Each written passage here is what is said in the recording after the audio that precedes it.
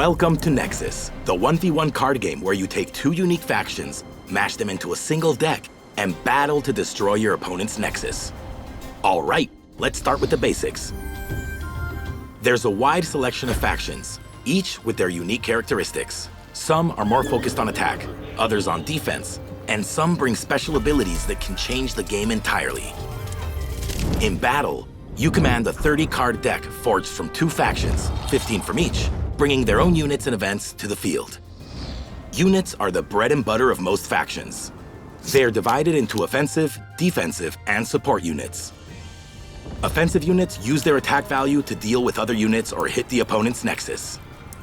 Defensive units are your frontline protectors. They act as a shield, defending your units and the Nexus with their sturdy defensive stats.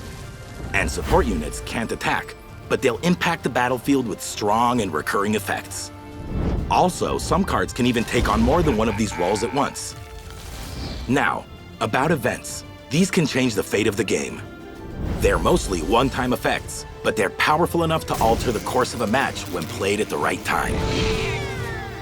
And here's a little extra. Some factions have tokens.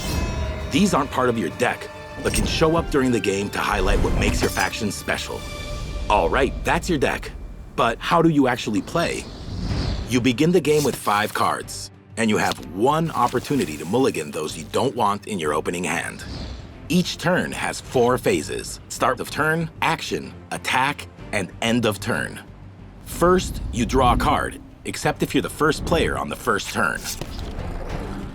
During the action phase, you can, well, perform actions, such as playing cards or activating card abilities. There is no mana, energy, or other resources to manage. Normally, you can only play 1 card per turn, unless the card has a chain icon or it says otherwise, like being free to play. Deploy effects trigger when the card is played, and exhaust abilities can be used during this phase. Also, you can only have 8 unit cards on the battlefield at a time, so if you want to play a new one, you'll need to burn another. You know, a soul for a soul. Next comes the attack phase, where you declare which of your offensive units will attack and choose their targets.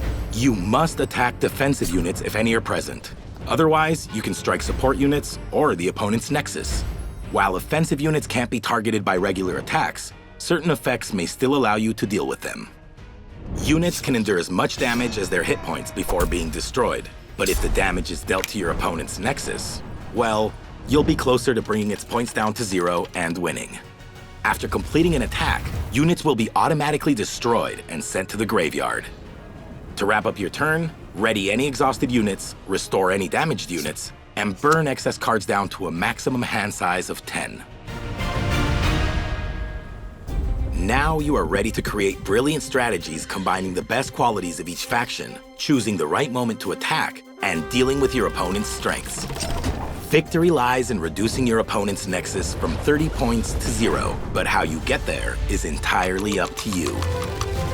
Ready to take command, make powerful alliances, and dominate the battlefield? This is Nexus.